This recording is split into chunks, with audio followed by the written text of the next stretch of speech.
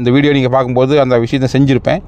So அதுக்கு முன்னால் ஒரு நிமிஷமாவது உங்க கூட வந்து வீடியோவில் பேசணுங்கிறதுக்காக தான் அவசரமாக இந்த வீடியோ கிளிப்பிங்கை பேசிவிட்டு பின்னாலேயே இந்த ஆடியோ நான் போடுறேன். ஸோ கொஞ்சம் கிளாரிட்டிலாம் பொறுத்துக்குங்க. உங்களோட பேச வேண்டிய விஷயங்கள் நிறையா இருக்குது. அதில் சில விஷயங்கள் நான் பதிவு பண்ணிவிட்டு அடுத்த கட்ட மூமெண்ட்டுக்கு நான் போகிறேன். என்ன அப்படின்னா, நம்ம கம்பெனி வாழ வைத்து வாழ் அப்படிங்கிற ஒரு தாரக மந்திரத்தை கையில் எடுத்துக்கிட்டு எந்த நபருமே நஷ்டப்படக்கூடாது, கஷ்டப்படக்கூடாது சொல்லி ஒரு பிளானை வடிவமைச்சு ஒரு ஓஎம்ங்கிற ஒரு ஃப்ரீ ஐடி கொடுத்து அதில் யாருக்கு விருப்பம் இருக்குதோ விருப்பப்பட்டால் ஒரு பர்ச்சேஸ் பேரில் பிஎம் ஆகிறதும், பிஎம்மான ஒருத்தர் அவர் விருப்பப்பட்டால் பர்ச்சேஸ் பேரில் சில்வரோ கோல்டோ டைமண்டோ க்ரௌனோ ஆகிறதுங்கிறது நம்முடைய திட்டத்தினுடைய அடிப்படை. ஆனால் அதையவே சதிச்சு எதை நம்ம டெபாசிட் வாங்குகிறோம், இன்வெஸ்ட் வாங்க சொல்லிட்டு திரும்ப வந்து ஒரு பொய்யான ஒரு பிம்பத்தை உருவாக்க முயற்சி பண்ணுறாங்க. அப்படி எங்கேயுமே நம்ம வாங்கலைங்கிறத ஓஎம்மில் ஒரு உள்ளே வரும்போதே டே ஒன்லேயே என்னோடய வீடியோவில் சொல்லியிருக்கேன், பல முறை வீடியோவில் பேசியிருக்கோம். பட் இருந்தாலும் அதையெல்லாம் மறைச்சி ஒரு தவறான புகாரை வந்து திரும்ப கொடுத்து அதை ஒரு பெரிய ஒரு பிம்பமாக கட்டமைச்சு அதை வந்து நிறுவனத்துக்கு எதிராக மாற்றுறதுக்கு முயற்சி நடந்துகிட்ருக்குது. அது கிட்டத்தட்ட வந்து வேறு லெவலில் கொண்டு நிறுத்தியிருக்காங்க. இது எல்லாத்தையுமே நான் வந்து கடந்த ஒரு வருஷமாக பல அலுவலகங்களுக்கு போய் எல்லா விளக்கத்தை கொடுத்துட்டு தான் வந்திருக்கேன். பட் இப்போ உச்சகட்டமாக என்னென்னா, அடுத்தடுத்து வழக்குகள் திரும்ப பதிவாகி வெவ்வேறு காரணங்களுக்காக வழக்குகளை போட்டு ஒரு மாதிரி நெருக்கடி தொடர்ந்து கொடுத்துட்டு இருக்கும்போது, இதற்கப்புறமா நம்ம ஓடி ஒளிஞ்சு இந்த விஷயத்தை வந்து தள்ளி போட்டே போனோம்னா ஒரு மிகப்பெரிய சிக்கலில் நம்ம வந்து நிறுவனம் போய் மாட்டிக்கும். அப்படிங்கிறனால தான் இப்போ என்ன முடிவு எடுத்துக்கிறேன்னா, நேரடியாக நானே இந்த விஷயத்தில் களமிறங்கி எந்த ஒரு புகார் மாதிரி இருக்குதோ அதுக்கு எதிராக என்னெல்லாம் திட்டங்களை வகுத்து நமக்கு எதிராக வந்து செயல்பட்டுக்கிறாங்களோ அது எல்லாத்தையும் முறியடிக்கிறதுக்காக எந்த அலுவலகர் நம்ம வந்து விசாரிக்க நினைக்கிறாங்களோ அவங்ககிட்ட போய் நேராக சரணடைஞ்சு உங்களுக்கு வந்து என்ன வேணுமோ கேளுங்க, நீங்கள் என்னை தேடியெல்லாம் வர வேண்டாம், உங்களுக்கு எந்த சிரமத்தை கொடுக்க விரும்பலை, என் மேலே கேஸை போட்டிங்க, நான் வந்து அதுக்கு வந்து முன்ஜாமீன் கேட்டேன், முன்ஜாமீன் எனக்கு மறுக்கப்பட்டுச்சு, இதுக்கப்புறம் நான் ஓடி தயாராக நேராக வந்து வழக்கை சந்தித்து உங்களுக்கு அத்தனை விளக்கத்தை கொடுக்க தயார்னு சொல்லிட்டு தான் இன்றைக்கி நேரடியாக நான் சரண்டராக வந்துட்டேன். ஏன்னா நிறுவனத்தை முறைப்படி நடத்தணும், நிறுவனம் சரியாக தான் இருக்குன்னு சொல்லி இன்றைக்கி அரசுக்கும் நீதிமன்றங்களுக்கும் வந்து நம்முடைய தரப்பு விளக்க சொல்லணும்னா ஓடி ஒளிஞ்சு அதை சொல்ல முடியாது, நேரில் வந்து தான் சொல்லணும். அப்படிங்கிறதுக்காக தான் துணிஞ்சு இன்றைக்கி வந்து நேரடியாக நான் சரண்டர் ஆகி எல்லா விளக்கத்தரக்கு வந்திருக்கேன். ஸோ இந்த முடிவு கொஞ்சம் கடினமான முடிவாக இருந்தாலும் இதுதான் சரியான முடிவு எனக்கு மனசுக்கு பட்டுச்சு.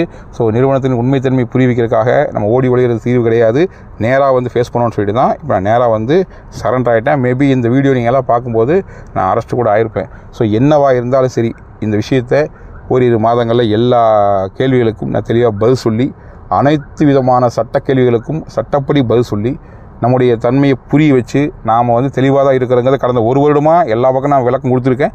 மீண்டும் அந்த விளக்கத்தை வெளியிருந்து கொடுத்த விளக்கத்தை உள்ளிருந்து கொடுத்து ஒரு முடிவு கொண்டு வந்து திரும்ப தெளிவாக வந்து எந்த தடையும் இல்லாமல் யாருடைய தொந்தரவும் இல்லாமல் இந்த பிஸ்னஸை மிகச்சிறப்பாக இவ்வளவு லட்சம் மக்களை கொண்ட நிறுவனமாக நம்ம இருக்கும் பொழுது மிகச்சிறந்த முறையில் அதை ரீஸ்ட்ரக்சர் பண்ணி, இன்னும் சொல்லப்போனால் இன்றைக்கி வந்து ஹிரோஷிமா நாகசாகின்னு சொல்கிற 2 நகரங்கள் வந்து 2ஆம் உலகப் போரில் குண்டு வீசி அழிக்கப்பட்டுச்சு. ஆனால் அந்த சம்பவம் நடந்ததுக்கப்புறம் தான் அங்கே இருக்கிற மக்கள் ஒன்று கூடி அதை ஒரு பெரிய ஒரு சேலஞ்சை எடுத்துக்கிட்டு இன்றைக்கி வந்து உலகத்திலேயே மிகச்சிறந்த ஒரு நாடாக பொருளாதார வல்லரசாக ஜப்பான் மாறி இருக்குன்னா அந்த ஒரு டிசாஸ்டர், ஒரு பேரழிவு தான் காரணமாக இருந்திருக்குது. ஸோ மைவித்திரியை கெடுக்கிறதுக்கு எத்தனையோ திட்டங்களை யாரோட வகுத்து என்ன பண்ணாலும் இது எல்லாத்தையுமே சேலஞ்சை எடுத்துக்கிட்டு இந்த குறிப்பிட்ட காலகட்டத்துக்குள்ளே இந்த பிரச்சனைகள்லாம் சால்வ் பண்ணி நான் வெளியில் வந்து முன்னை விட வேகமாக ஒரு இழுத்து விட்ட ஒரு பந்து போல் அல்லது வந்து ஒரு அம்பு போல் எந்த அளவுக்கு ஃபோர்ஸாக போய் நம்ம பிஸ்னஸை சக்ஸஸ் பண்ண முடியுமோ அதுக்கு நான் எல்லா விதத்துலையும் யோசிச்சுட்டு வெளியே வந்து எல்லா விஷயத்தையுமே முன்னை விட சிறப்பாக செய்கிறதுக்கு தயாராகிறேன். இதில் என்னென்னா, கடந்த காலங்களில் எங்கூட தோளோடு தோள் நின்று செயல்பட்டு கொண்டிருக்கின்ற என்னுடைய டைரக்டர்ஸ், இன்றைக்கி வந்து சீனியர் டைரக்டர்லாம் பார்த்திங்க அப்படின்னா எல்லா கம்பெனியும் இல்லாத சிறப்பு நம்மகிட்ட ஆண்கள் பெண்கள் இணையாக வச்சு அவங்க எல்லாத்தையுமே உள்ளே வந்து நான் சீனுக்குள்ளே கொண்டு வந்து எல்லாத்துக்கும் ஒரு பங்கு ரோல் கொடுத்து இன்றைக்கி எல்லாம் சிறப்பாக செஞ்சுட்டு இருந்தாங்க. இன்றைக்கி அவங்களுமே இந்த மாதிரி ஒரு வழக்குகள்னால தலைமுறையாக இருந்து குடும்பத்தை விட்டுட்டு எவ்வளவோ சிரமப்படுறாங்க எனக்கு தெரியும். ஸோ இதெல்லாம் ஒரு முடிவு கொண்டு வரோன்னா இதுக்கு முன்னால் போய் நாம் ஒரு முடிவு எடுக்கணும்னு சொல்லிட்டு தான் இன்றைக்கி நான் வந்து கோர்ட்டில் சரண்டராக வந்திருக்கேன். இந்த விஷயம் ஆடியோ நீ கேட்கும்போது நான் சரண்டர் ஆகிருப்பேன். ஸோ ஜெயிலுக்குள்ளே கூட போயிருக்கலாம், மேபி பெயில் கேட்பேன், கொடுத்தாங்கன்னா வெளியே வந்துடுவேன், இல்லைனா நான் ஜெயிலுக்குள்ளே போய் கூட இதுக்கான விஷயங்களுக்கு பதில் சொல்ல தயாராக இருக்கேன். ஸோ இந்த முடிவு தான் இப்போ நான் எடுத்துருக்கிறேன். நிறுவனத்தின் நலன் கருதி, நிறுவனத்தின் எதிர்காலம் கருதி தொடர்ந்து வளர்க்கும் போது ஒன்ஸ் நம்ம சரண்டர் ஆகி போயிட்டோம்னா இதுக்கப்புறம் என்னவோ அதை ஃபேஸ் பண்ணிட்டு வெளியே வந்துட்டோம்னா மேற்கொண்டு எந்த பிரச்சனையும் இல்லாத அளவுக்கு சூழலை உருவாயிரும். ஸோ அதை செய்யறதுக்காக தான் நான் இந்த முடிவு எடுத்திருக்கேன். கூடுதல் என்னென்னா, கடந்த மாதம் வரைக்கும், அதாவது கடந்த மாதம் முன்னத்த மாதம் வரைக்கும் நம்ம வந்து கரெக்டாக ப்ராப்பராக வந்து ஒவ்வொரு மாதம் வந்து பிஸ்னஸ் ப்ராப்பராக பண்ணி அதுக்குண்டான ஜிஎஸ்டியில் கட்டி எல்லாமே பண்ணியிருக்கோம். கடந்த மாதிரி ஜிஎஸ்டி கூட கட்டல. ஏன் அப்படின்னா இன்றைக்கி எல்லா டைரக்டருடைய ஃபோன் நம்பரும் சுவிட்ச் ஆஃப் இருக்குது. ஸோ அந்த சுச்சுவேஷனில் வந்து மாற்றி அவங்களுக்கு கம்யூனிகேட் பண்ண முடியாத அளவுக்கு இருக்கிறனால அவங்களால வந்து ஓடிபி கொடுக்க முடியாதனால போன வருஷம் ஜிஎஸ்டி கூட கட்ட முடியாத அளவுக்கு சுச்சுவேஷன் இருக்குது. ஸோ இவ்வளோ நெருக்கடி இருக்குன்னு சொல்லும்போது இதுக்கு ஒரு முடிவு வரணும் இல்லையா? ஸோ எந்த ஒரு பிரச்சனைக்கும் ஒரு முடிவு இருக்குது.